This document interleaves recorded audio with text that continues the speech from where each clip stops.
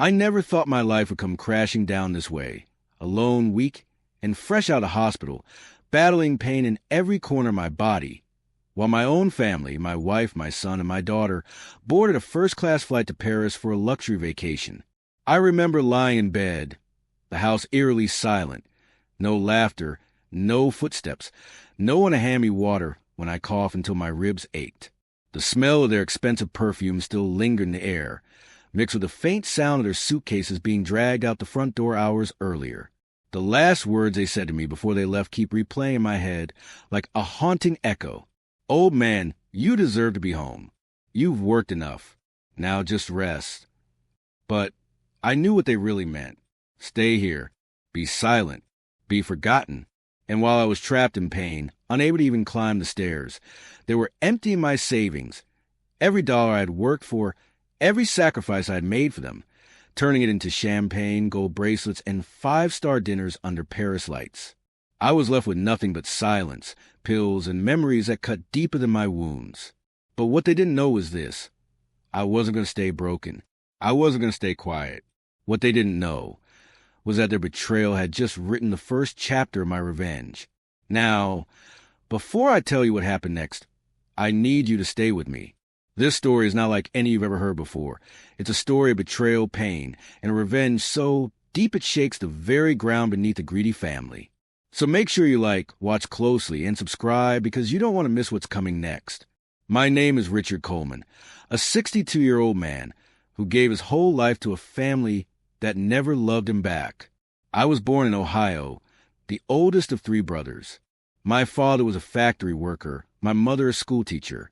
We didn't have much, but we had something money could never buy: loyalty. I swore as a boy that when I had my own family, I would give them everything I never had. And I did. For 35 years, I built one of the biggest construction companies in the Midwest. I worked day and night, missing birthdays, Christmas dinners, and even my own anniversaries, just so that my wife, Laura, and our children, Daniel and Emily, would never feel the sting of poverty. We lived in a mansion on the edge of the city, 3 cars in the garage, private schools for the kids, vacations every summer. If they wanted it, I found a way to give it. But what I didn't realize back then was that my endless giving was slowly planting a deadly seed in their hearts, a seed of greed. The accident that changed everything happened on a rainy Friday evening. I was driving home from the office, exhausted but hopeful because I had just finalized the papers for my retirement. I had planned to surprise my family with the news over dinner. For the first time, I was ready to give them my time, not just my money. But fate had other plans. A truck ran a red light and slammed into my car at full speed. I don't remember much after the sound of metal crushing and glass shattering, except the voice of a paramedic shouting, "We're losing him." I woke up 3 days later in one of the biggest hospitals in the state, my body wrapped in wires and tubes. The doctor told me I had shattered my hip, broken 3 ribs, and needed a complicated surgery that could either save me or leave me paralyzed. Laura stood by my bed with crocodile tears in her eyes. Daniel scrolled on his phone, barely looking at me, and Emily whispered to him about the balance in my account. In that moment, even in my half-conscious state, I felt something sharp and cold pierce through me. My family wasn't worried about me. They were worried about my money. The surgery was successful, but I was weak. I had to learn to walk again, step by painful step. When the hospital finally discharged me, I expected to go home to love, care, and at least a warm smile. But instead, as soon as I walked into my own house, leaning on a cane, Laura's words hit me like another accident. "Old man, you deserve to be home. Just rest. We'll handle everything else." But everything else meant my bank accounts, my company shares, and even the pension I had saved. Within a week, I discovered they had liquidated half of my investments. By the second week, my assistant called to say Daniel was selling off company equipment in my name. And by the third week, just a few days after my stitches were removed, they were gone.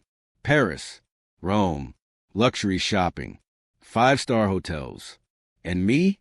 I was battling infections, dizziness, and the sharp sting of betrayal alone. But that wasn't the worst part.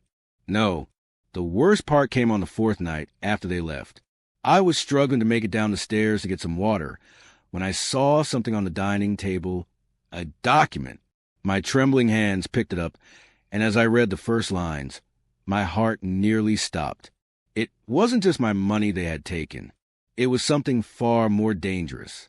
The paper in my hand shook so badly I could barely read it. My eyes blurred, not from my injury, not from my age, but from the realization of what my so-called family had done. It wasn't a receipt. It wasn't a letter. It was a transfer of ownership document.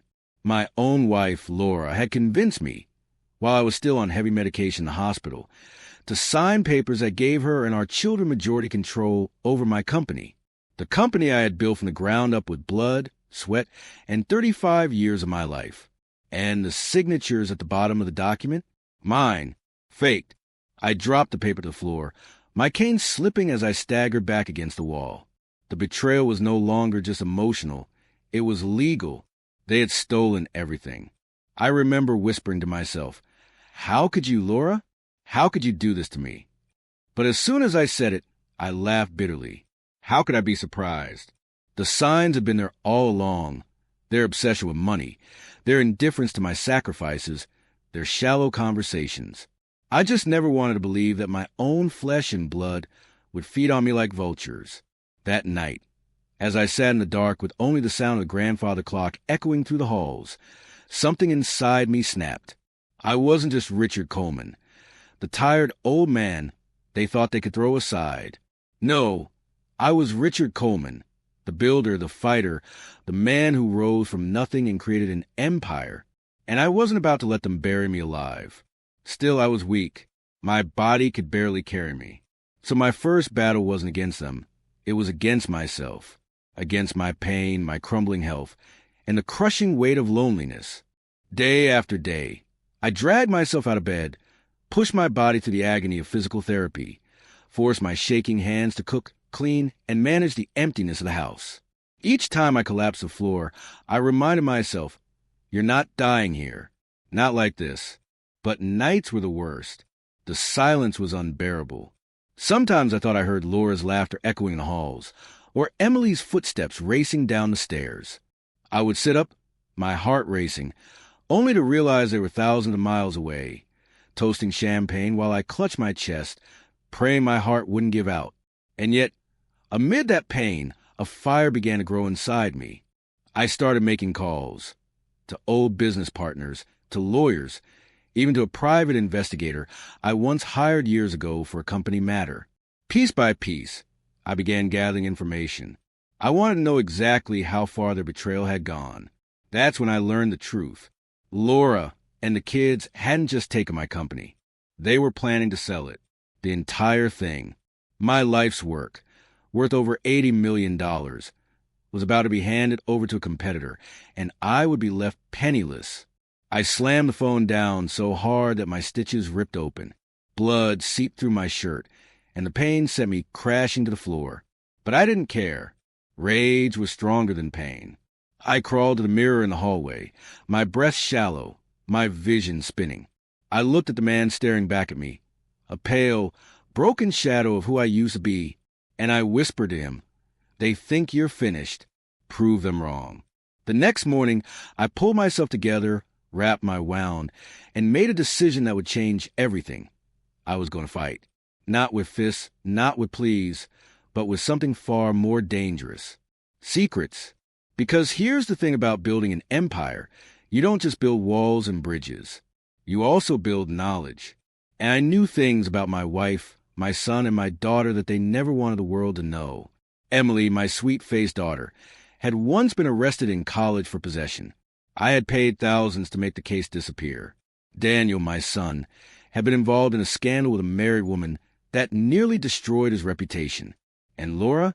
She had a secret account in the Cayman Islands. Money she told me was for emergencies. I knew those secrets could bring them to their knees if used at the right time. So I waited. I waited until the day they came back from their vacation. I sat in the living room, cane in hand, eyes fixed on the door. When it opened, the smell of expensive perfume and foreign cologne rushed in. Laughter filled the air. Shopping bags hit the floor. And then silence. They saw me. "Dad." Emily's voice cracked, almost guilty. "Richard, you should be resting," Laura said, her eyes narrowing. Daniel smirked. "You're still alive? Impressive." I didn't move. I didn't smile. I just stared at them. Then, slowly, I reached behind me and dropped the transfer of ownership document on the coffee table. The sound of the paper hitting the glass echoed like thunder. Their faces turned pale. Laura stepped forward. "Where did you get that?" I leaned on my cane, my voice steady, low, dangerous. "You think you buried me. You think I'm too weak to fight back. But you're about to learn, Laura, you don't steal a man's life and expect him to stay silent." And right then, before another word could leave her lips, the front door burst open. 2 uniformed officers walked in. Richard Coleman. One of them said, "You're under arrest for financial fraud and embezzlement." The handcuffs clicked around my wrist before I could even breathe. My own family stood there, smiling. The cold bite of the handcuffs sank into my skin as the officers pulled me to the door. My cane clattered to the ground, useless. I could still hear Laura's voice behind me, sharp and cutting like broken glass. "Don't resist, Richard. You've done enough damage." I twisted back to see her lips curl into the faintest smile. Emily and Daniel stood at her side, their faces lit with satisfaction. My own flesh and blood, delivering me to wolves. As the officers shoved me into the back of the squad car, my mind was a hurricane. Fraud? Embezzlement? How could they accuse me of the very thing they were guilty of? But then it hit me. The forged documents. The secret transfers. The company accounts emptied. They had set me up. The ride to the station was long and silent. The city lights blurred past, but I couldn't focus on anything except one thought. They want me gone. Dead in reputation, if not in body. At the station, the humiliation was complete. They stripped me of my dignity, took my fingerprints, snapped my mugshot. Me, Richard Coleman, once a proud owner of an empire, now reduced to an inmate number. They threw me into a holding cell. The walls smelled of sweat and despair. The iron bars clanged shut with finality that shook me to my core. For the first time since the accident, I felt true despair. But despair has a strange way of sharpening a man. That night, I sat on the cold floor, my back against the wall, staring into the dark. Around me, other men muttered curses, coughed, or snored. And then, from somewhere deep inside me, a thought rose. If they think the cell is the enemy, they don't know who I am. The next morning, I met my court-appointed lawyer, a young man named Patrick, who looked like he was barely out of law school. His eyes darted nervously as he flipped through my file. "Mr. Coleman," he said, clearing his throat, "the evidence against you is overwhelming evidence." I barked, slamming my hands on the table. "They forged it. My wife and children forged everything." Patrick adjusted his glasses. "Be that as it may, your signature is on multiple fraudulent transfers. Millions are unaccounted for. The judge will not be kind." I leaned forward, my voice low. "Listen carefully, son. I built an empire. I know things about my family. Things that would burn their world to the ground. You help me fight this, and I'll give you the ammunition you need to destroy them."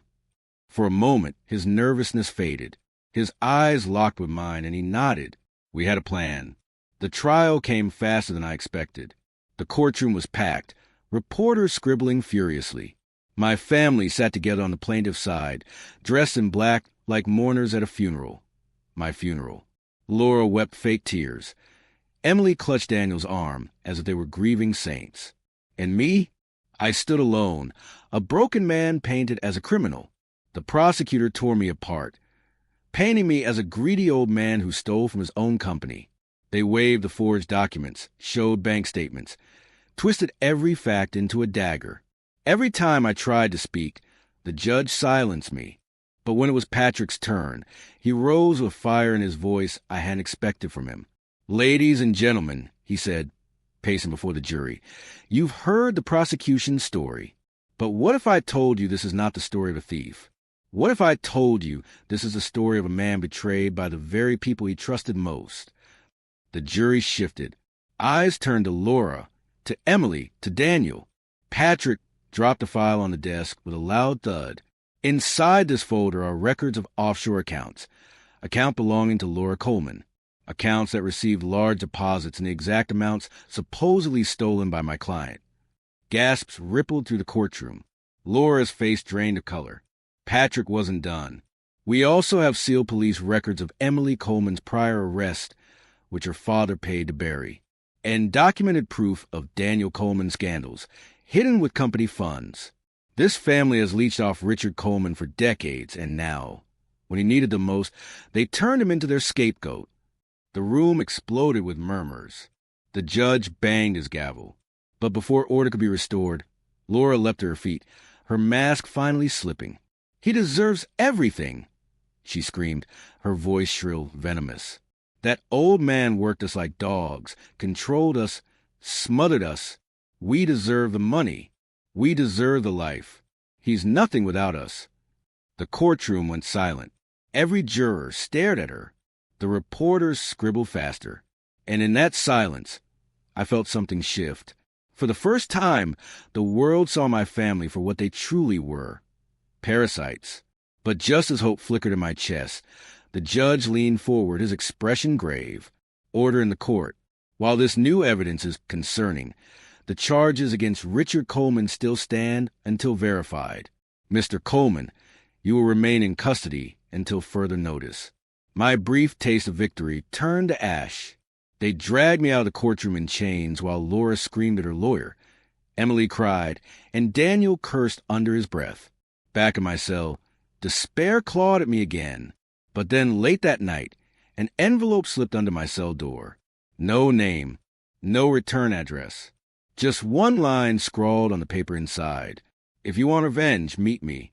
Midnight, Storage Unit 47. My hands trembled as I read it under the dim light. Who sent it? What did they know? I sat on the edge of the narrow prison cot, the note burning in my hand. Midnight, Storage Unit 47. Was it a trap? A cruel joke? Or was it the first real lifeline I'd been offered since this nightmare began? I knew one thing. In war, allies rarely come clean. But if someone knew about my revenge, about what I had lost, then I had to take the risk. I didn't sleep that night. I kept replaying Laura's words in court. Her venom, her greed, the way her mask had slipped. If she could betray me so completely, maybe there were others out there she had crossed. People who wanted to see her fall as badly as I did. At sunrise, Patrick visited me again. I leaned in close, whispering through the glass. "Patrick, I need you to pull some strings. I don't care how you do it. Fake a medical condition, file an appeal, whatever it takes. I need out tonight." He frowned. "Richard, you're not exactly a free man. The charges. I don't care about the charges. Get me out. Midnight. Just do it." Something in my eyes must have convinced him, because hours later, paperwork moved faster than it should have. By evening, I was temporarily released into medical observation, and by midnight, I stood outside a row of rusted storage units on the edge of the city, cane in hand, heart pounding. The wind howled through the lot, carrying the stench of oil and damp concrete. Unit 47 loomed before me, its padlock hanging loose. Someone had been here. I pushed the door open. Inside, a single bulb flickered, casting shadows across dusty boxes and old furniture.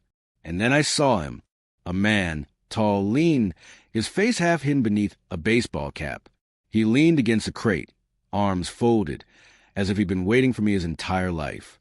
"Richard Coleman," he said, his voice calm, measured. "You don't know me, but I know you, and more importantly, I know your family." I gripped my cane tighter. "Who are you?"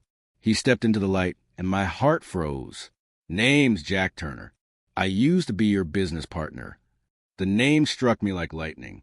Jack Turner, the man I had cut ties with 20 years ago after he nearly sank one of our biggest projects.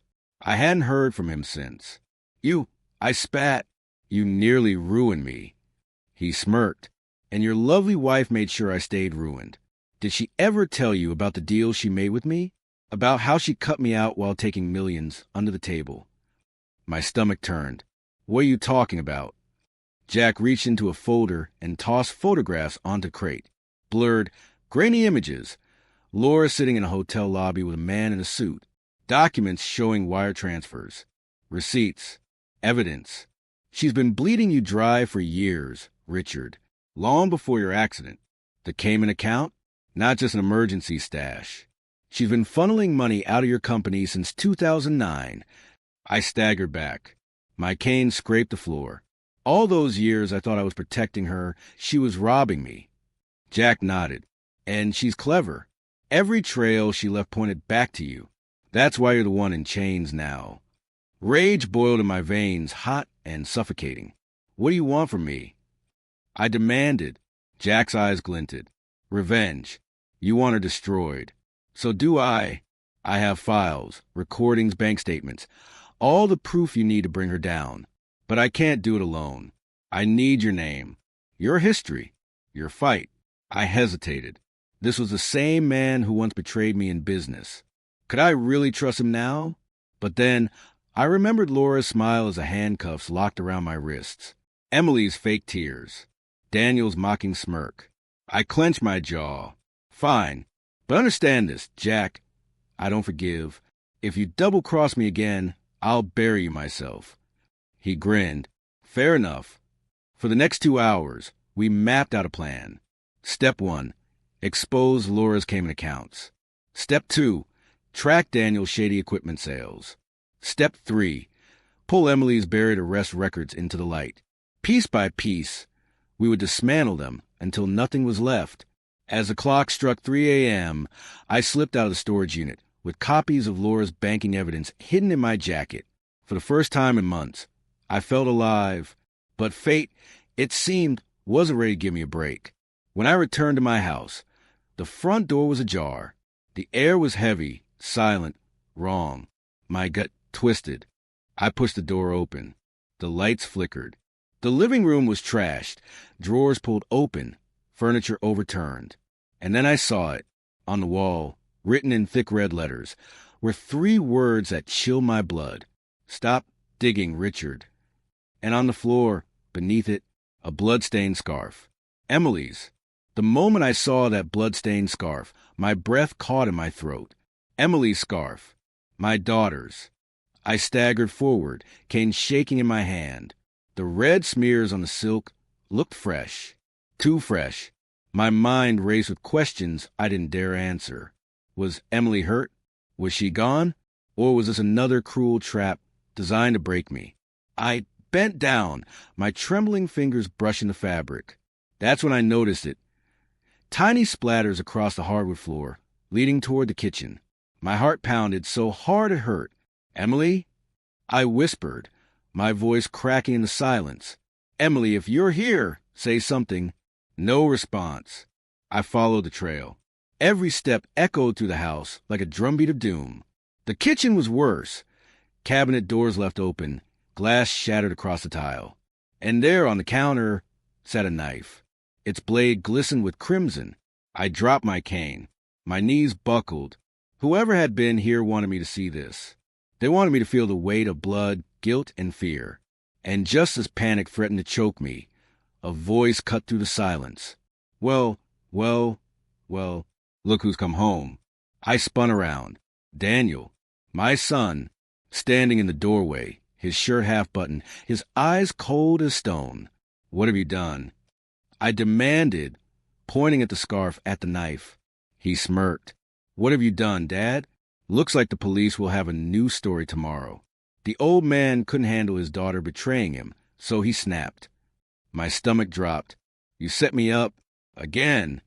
Daniel shrugged, stepping closer. You were never supposed to be part of this. You know, Mom, Emily, and we had a plan. But you kept surviving. You kept fighting. And now you're a liability. I clenched my fists, every nerve in my body screaming. Where's Emily? He tilted his head, his smile cruel. Dead? Alive? That depends on how fast you collapse. Old man. Before I could move, he lunged forward, shoving me against the counter. My hips screamed in agony. I grabbed the edge to keep from falling, but Daniel was stronger, younger. His hands pressed against my throat, squeezing, cutting off my air. The room spun. My cane was too far. My strength was fading. I thought of every sacrifice I had made for this boy, the late nights, the private schools, the cars, the trust. And now, his face hovered above mine, twisted with greed and hate, determined to snuff me out. In a last desperate move, I groped the counter and my hand closed around the knife.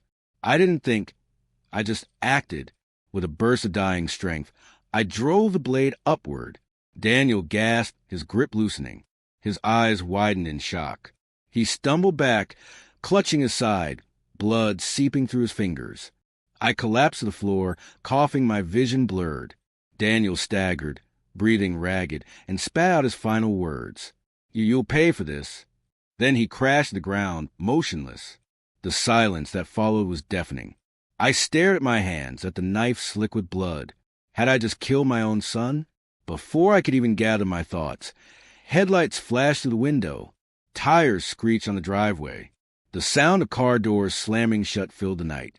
Then, pounding on the front door. Police, open up. My heart froze. They couldn't see this. Not like this. Not with me hovering over Daniel's bloody body and Emily's scarf on the floor. Because this time, it wouldn't just be fraud charges. This time, they'd call me a murderer. The pounding on the door grew louder, rattling the house. Police, open up. My chest heaved as I stared at Daniel's lifeless body sprawled across the floor. Blood pooled beneath him, dark and sticky. Emily's scarf still lay where I had found it, stained with red. And me? I was a broken man caught in a storm I hadn't started, but somehow had become the center of. I knew one thing. If they came in now, my story would end in a prison cell. A father-turned-killer. A monster. A man who had lost everything. But I wasn't ready to let Laura win. Not yet. I dragged myself across the floor, grabbed my cane, and forced myself up. Every bone screamed in protest, but my mind was sharp. I wiped my bloody hands on my shirt, then stumbled toward the back door. The banging grew louder, shouts filling the night. By some miracle, I slipped out into the shadows of the backyard before the front door burst open. Red and blue lights flooded the living room. Voices shouted. Boots thundered against the floors. And then I heard it. Officer, over here. We've got a body. Daniel. I bit my lip until it bled, the taste of iron filling my mouth. My son was gone, and now I was a fugitive. For 2 days I hid. Jack Turner arranged it. Cheap motels, back alley doctors to patch my wounds, burner phones. Each hour felt like an eternity, but I couldn't stop. I had one mission left, to destroy Laura, because I knew, deep in my bones, that this had her fingerprints all over it. Emily's scarf, Daniel's madness, the setup in my own home. This was her endgame. Turn me into a murderer and walk away with everything. But what Laura didn't know was that Jack and I had already secured the files, the Cayman accounts, the fake transfers, the evidence of years of betrayal. And I had something even stronger. Her voice, screaming in court, admitting she deserved my money and my life. Jack moved fast. He leaked the files to the press. By the 3rd day, headlines blared across every screen. Laura Coleman funneled millions offshore. Coleman family secrets exposed. Betrayal and blood, the downfall of legacy. Laura's name burned. Emily's arrest record surfaced. Daniel's scandal splattered across the tabloids. The greedy family I had built was crumbling in the eyes of the world. But revenge is never clean. On the 4th night, the police found me. A motel raid. Guns drawn. Flashlights blinding me. They threw me to the ground, my face pressed into the dirty carpet. Richard Coleman, you're under arrest for the murder of your son, Daniel Coleman. The trial was brutal. Every day, I sat shackled while prosecutors painted me as a monster who snapped under pressure. Laura sat in the front row, dressed in black again, crocodile tears dripping. Emily clutched her mother's hand, her face pale. But this time I wasn't alone. Jack testified. Patrick presented the files. And then, in a twist no one expected, the forensic report came back. Daniel's wounds didn't match a single clean stab. They showed signs of struggle, yes, but also evidence of prior blunt trauma. Someone had beaten him before I ever lifted that knife. Someone had staged the scene. And the blood on Emily's scarf? Pig's blood. Not hers. Not even human. The courtroom erupted. Reporters shouted. The judge slammed his gavel until the wood cracked. Laura's mask cracked again. She screamed, leaping to her feet, pointing at me. He deserves to rot. He's nothing. Nothing. The judge silenced her, but the damage was done. The jury saw her venom, her desperation. And in the end, though I wasn't declared innocent, I wasn't convicted of murder either. The charge fell apart under lack of evidence. Instead, they handed me a lighter sentence. Fraud-related charges tied to documents still under my name. 5 years. Prison. 5 years in gray cell. Eating food that tasted like cardboard. Staring at walls that smelled of mildew. 5 years haunted by Daniel's face, by Emily's silence, by Laura's betrayal. But prison changes a man. It breaks some, but for me, it sharpened every edge. I read. I trained. I waited. And when I stepped out at the end of those years, older but unbroken, I found the world had already delivered justice. Laura was penniless. Her account seized. The Cayman funds frozen. Emily had vanished into obscurity. Her scandals too heavy to recover from. Daniel gone. And my company? It wasn't mine anymore, but the man who bought it was Jack Turner, my old partner, my new ally. He greeted me with a firm handshake and words I'll never forget. Welcome back, Richard. Time to rebuild. I stood there, looking at the city skyline. My body was scarred, my family destroyed, my legacy shattered. But in that moment, I realized something. I hadn't just lost everything. I had been freed. Freed from the chains of greed, from the burden of ungrateful faces, from the illusion of love that never existed. And though I was alone, I wasn't broken. Because sometimes the only way to win is to burn everything down and rise from the ashes.